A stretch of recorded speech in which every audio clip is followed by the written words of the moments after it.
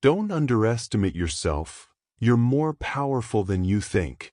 There's a quiet truth most people never hear at the right time. You are far more capable, far more resilient, and far more powerful than you allow yourself to believe. And the strange thing is, the world rarely underestimates us as much as we underestimate ourselves. The biggest limitations are almost never the ones outside, but the ones built silently within our own minds. Almost every major psychological study on human potential shows that people consistently misjudge their abilities, but always in one direction. They underestimate. Not sometimes. Not occasionally. Consistently. Universally. Predictably. Because the human brain, for its own safety, is wired to protect you, not empower you. It highlights danger more than opportunity, fear more than possibility. It tries to talk you out of risk, out of ambition, out of change. And over time, the voice inside becomes louder than reality itself. But here's the good news. That same brain, when understood, can be trained, rewired, and strengthened. You don't need a different life. You don't need a different past. You don't need a different personality. You need a different narrative. One that isn't shaped by fear, but by awareness. You're about to discover that the distance between who you are and who you want to be is not as far as you think. And the walls separating you from your potential are not made of concrete. They're made of stories. Stories you didn't choose, but still repeat. This is not about motivation. This is about understanding the psychology of power, resilience, identity, and human capability, and how you can use it to completely transform how you see yourself. Let's begin. It's remarkable how many people live their entire lives inside boundaries that were created by a single sentence spoken to them when they were young. A teacher says, "You're not smart enough." A parent says, "Be realistic." A friend laughs when you share a dream. And without realizing it, you begin to shrink, not physically but mentally. The dreams remain, but the permission to pursue them disappears. Psychologists call this learned limitation. It's a close cousin of learned helplessness, a concept proposed by Martin Seligman, one of the founding fathers of positive psychology. His research showed that when a person is repeatedly exposed to situations where their efforts feel useless, they eventually stop trying, even when opportunities for success reappear. In simple terms, people learn to believe they are powerless long before they actually are. But here's what his research also revealed. This limitation is learned, not permanent. And what is learned can be unlearned. Every person listening right now carries some version of a limiting belief about themselves. For some, it's the fear that they're not good enough. For others, it's the belief that their past failures define them. For many, it's the quiet suspicion that they just don't have what it takes. But these beliefs rarely come from evidence. They come from repetition. If you repeat a story long enough, your brain mistakes it for truth. There was a study conducted at the University of Waterloo that found a person can talk themselves out of an idea far more quickly than the world can reject it. In fact, the study revealed that most people reject their own potential before they ever test it. They run simulations in their minds. What if I fail? What will people think? What if it doesn't work? And accept defeat without ever stepping onto the field. This is the psychology of underestimation.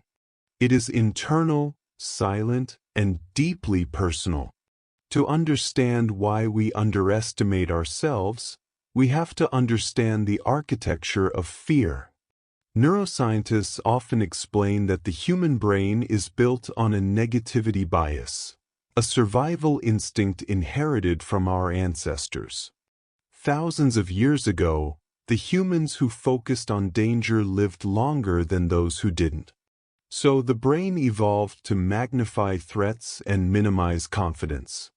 A rustle in the bushes could have been the wind, but believing it was a predator increased survival. And today, we carry the same wiring, overreacting not to tigers, but to judgment, rejection, embarrassment, and failure. This is why the fear of failure feels so real even when there is no actual danger. Your brain interprets risk, emotional, social, financial, as life-threatening, even though it's not. So when you face something challenging, your brain whispers, "Don't try. Stay safe.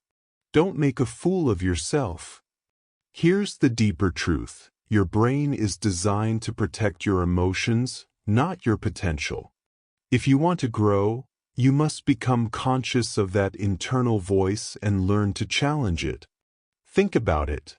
Every time you attempted something new, approach someone, start a project, make a decision, there were two voices inside you. One that said, "You can do this," and one that said, "Don't risk it." And more often than not, the fearful voice wins, not because it's wiser, but because it's louder. Consider this example. A young woman decides to start her own online design business. She's skilled, creative, and hardworking. She tells a friend about her idea. The friend shrugs and says, "Do you think you can really make money from that? It seems risky."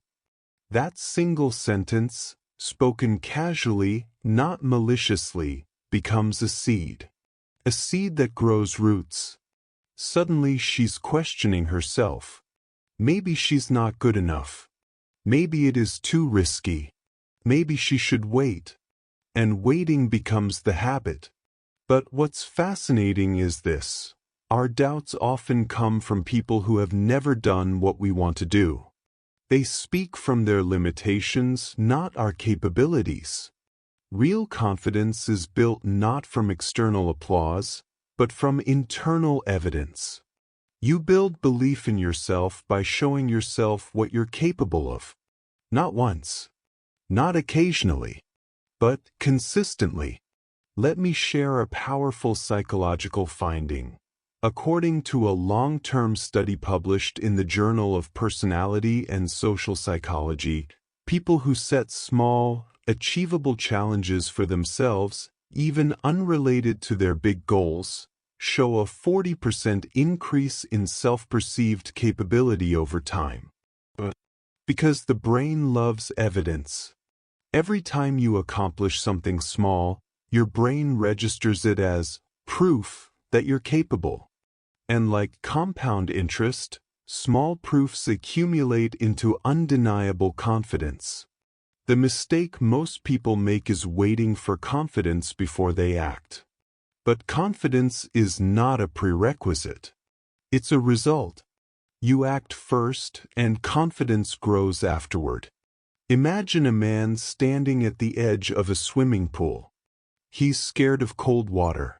He keeps dipping his toes, pulling back, debating with himself. Minutes go by. The water doesn't change. The temperature doesn't change. The only thing that changes is his anxiety. It increases. But the moment he jumps in, everything becomes clear. The fear was worse than the reality. This is how life works. Your fear is almost always louder than your reality. And the longer you wait, the stronger fear becomes. Part of underestimating yourself comes from comparing yourself to others. Social media makes this even worse. You see the best moments of everyone else's life and compare them to the worst parts of your own. You see their highlight reel but forget your behind the scenes is not a fair comparison. Psychologists call this social comparison bias. It's not just emotional, it's chemical. Every time you scroll through someone else's achievements, your brain releases cortisol, the stress hormone, subtly lowering your self-esteem. That's why 30 minutes of social media can make you feel worse about your own progress. But the truth is, comparison is useless. You cannot compare two people who have different histories, different personalities, different talents, different environments, different challenges, and different strengths. Your journey is unique, and so is your potential. What you should compare is not yourself to others, but yourself to who you were yesterday. That's where real growth exists. Here's another psychological insight. The brain has something called the self-serving bias, which helps protect your self-esteem. But when turned inward in a negative way, it creates the opposite effect. It becomes self-suppressing bias. Meaning, you magnify your weaknesses and minimize your strengths. You highlight your flaws and ignore your talents. You remember your failures vividly and forget your victories quickly. This is why a person can do 10 things right but obsess over the one thing they did wrong. To break this cycle, you must consciously bring attention to your strengths. This isn't arrogance. It's accuracy. There is nothing noble about pretending to be less capable than you are. Human beings tend to underestimate 3 major things about themselves. 1. Their resilience. 2. Their intelligence in unfamiliar situations. 3. Their ability to adapt under pressure. You have survived everything so far, even things you thought you never would.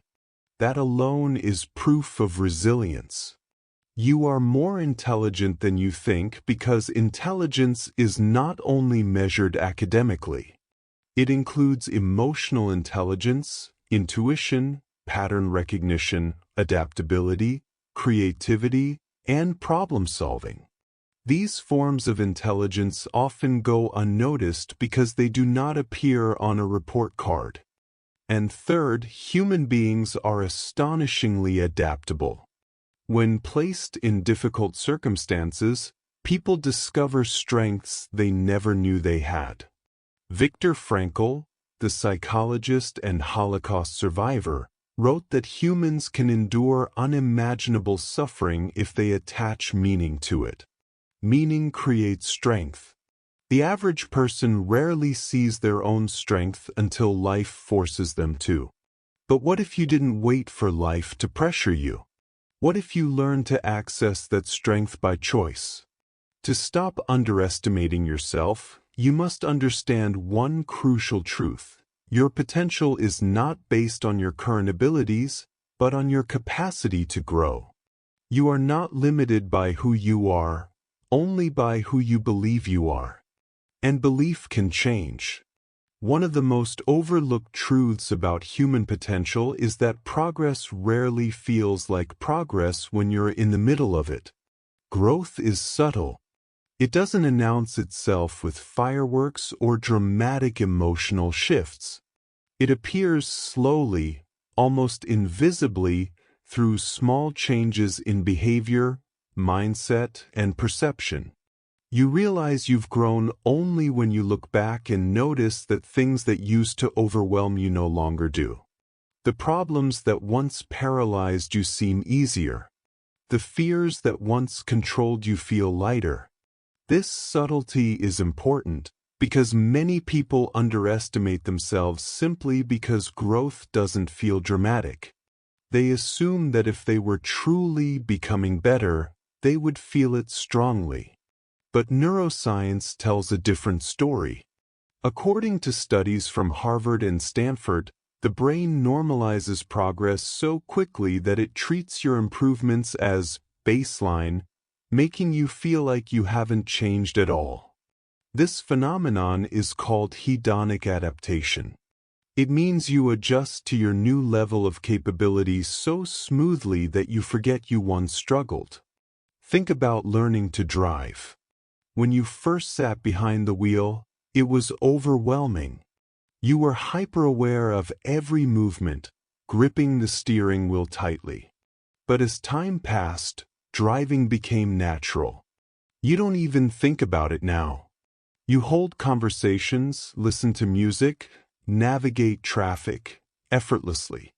That's growth. But because it became natural, your brain erased the memory of how hard it once felt.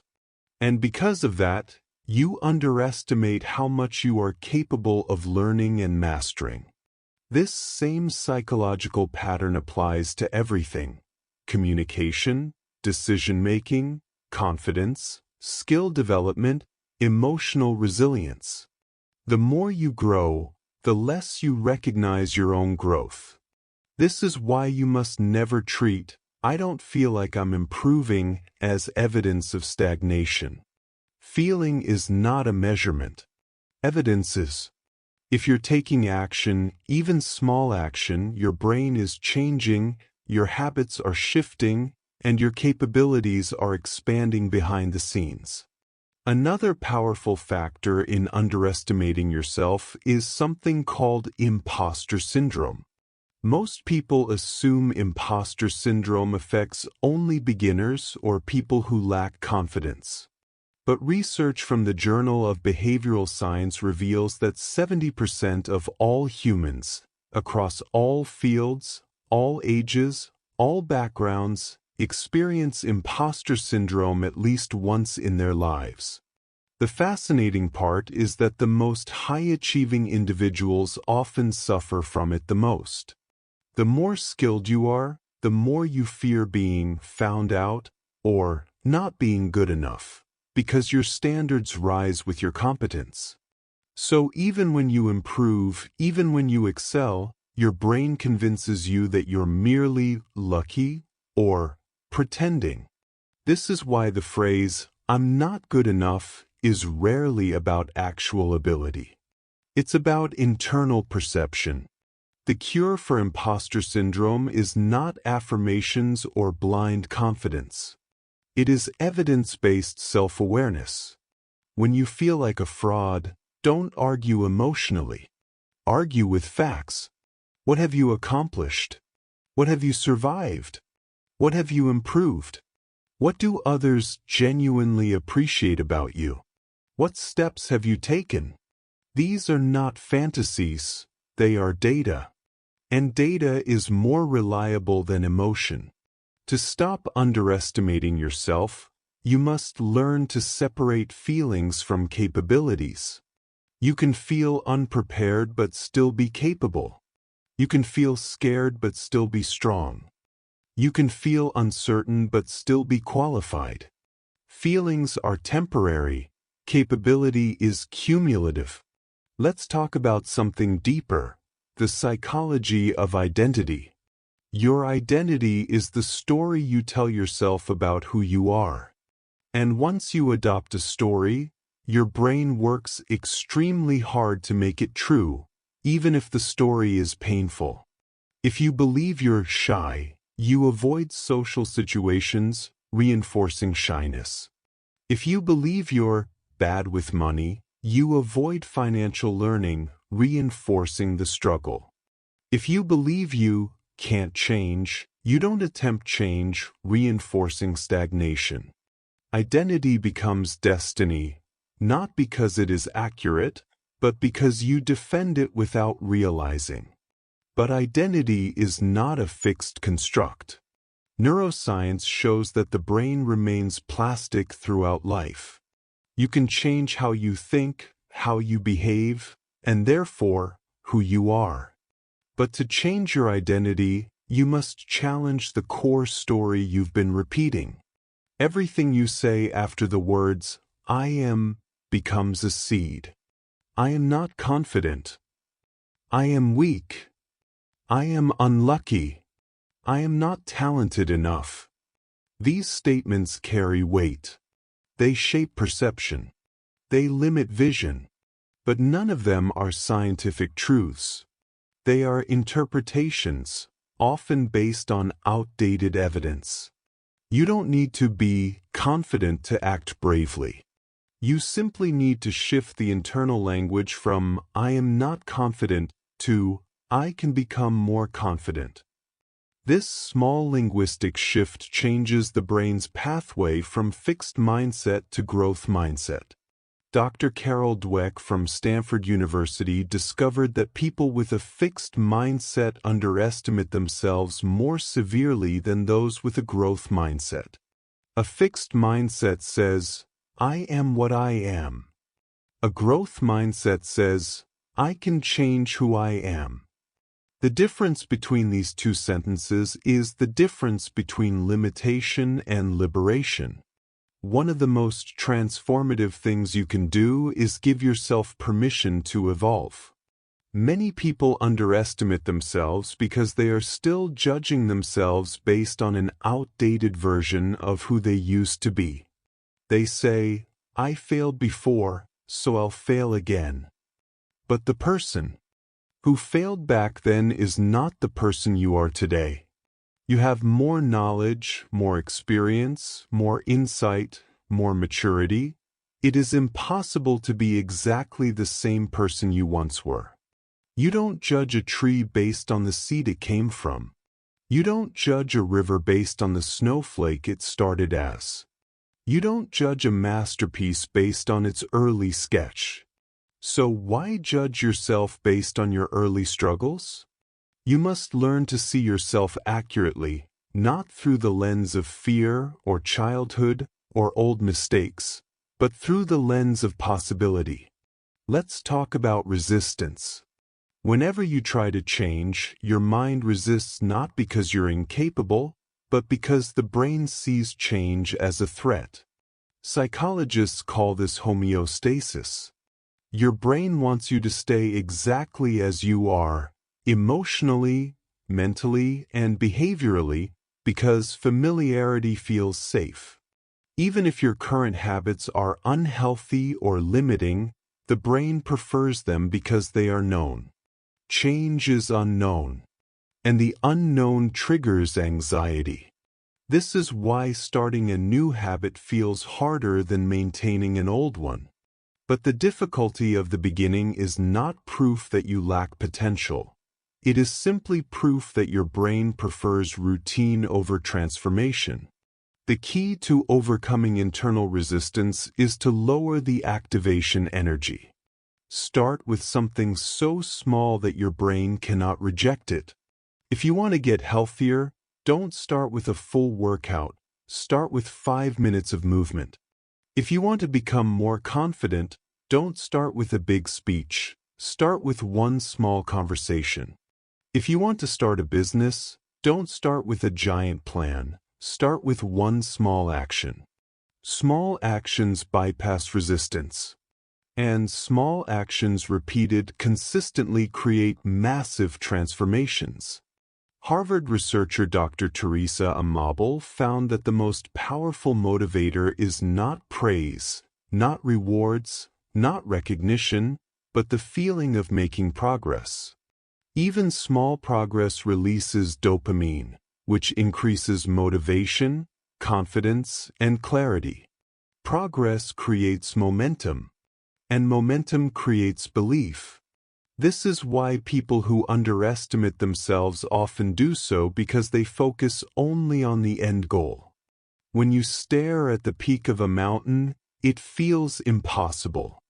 But when you look at the next step, it becomes manageable. Confidence grows one step at a time. Another common reason people underestimate themselves is because they measure their worth by the wrong metrics. They measure by speed instead of direction, comparison instead of progress, perfection instead of consistency. Direction matters more than speed. Progress matters more than perfection. Consistency matters more than intensity. You don't need to sprint. You just need to move. Let's explore something profound. Your future self is watching you. Every decision you make today echoes into the future. Every small action plants seeds in your tomorrow. When you make choices based on fear, your future self pays the price. When you make choices based on growth, your future self benefits. Psychologists at UCLA found that people who visualize their future self, clearly and specifically, are 40% more likely to take action aligned with their long-term goals. When you see your future self as a real person, not an abstract idea, you make decisions with more strength and clarity. Imagine a stronger version of yourself, a more capable, grounded, resilient, confident version. That version is not imaginary. It is a blueprint, a possibility, a direction. And every day, you choose which version of yourself you are becoming through your actions. You are powerful not because of what you have done, but because of what you can still become. There is a story of a man who wanted to learn the piano in his late 30s. He hesitated, thinking it was too late. But he started anyway, 10 minutes a day.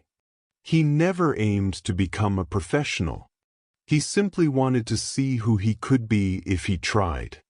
After 5 years, he didn't just learn the piano. He became someone who proved to himself that he could learn anything at any age. He said, "The piano didn't change my life. The belief that I could change my life changed my life." This is the essence of potential. The single biggest mistake people make is waiting for the perfect moment to begin. But perfect moments are illusions. They never arrive. Conditions are never ideal. Life never clears a path for you. You must step forward even when the timing feels uncertain, even when the path looks unclear, even when you feel unprepared. Because the truth is, you will never be fully ready. And that is exactly why you must begin now. When you start something before you feel ready, you grow into readiness. You learn by doing. You become capable by attempting.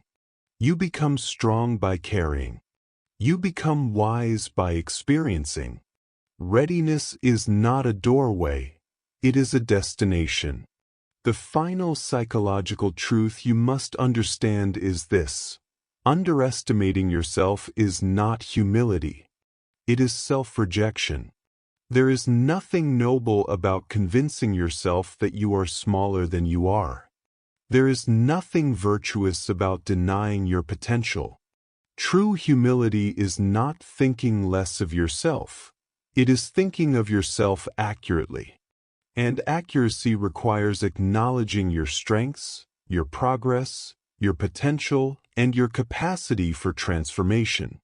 You are powerful not because of what you have already done, but because of what you are capable of doing next. You are strong not because you have never struggled, but because you have endured and learned. You are capable not because the world says so, but because your brain, your history, your resilience, your adaptability, and your future all testify to it. The question is not, are you powerful? The real question is, are you willing to stop underestimating the power that is already within you? If there is one message you take from everything you've heard, let it be this: you are not living at your limit, you are living at your comfort level. Your potential is still untouched, still unfolding, still waiting for you to step forward. The life you want is not as far away as it feels. It is built, moment by moment, through small acts of courage, small acts of belief, small acts of choosing to rise instead of shrink. You have survived days you thought would break you. You've carried burdens no one else saw. You've healed from wounds that once felt unbearable. These are not signs of weakness. These are signatures of strength, evidence of your resilience, proof that you are far more powerful than the stories you tell yourself. You are allowed to want more. You are allowed to grow. You are allowed to rewrite the narrative you inherited. You do not need permission from anyone else to become who you are capable of being. Your past does not disqualify you. Your fears do not define you. Your doubts do not determine your future. The truth is simple. The moment you stop underestimating yourself, the world begins to open. Opportunities appear where you once saw walls. Strength appears where you once felt fear. And clarity appears where you once felt confusion.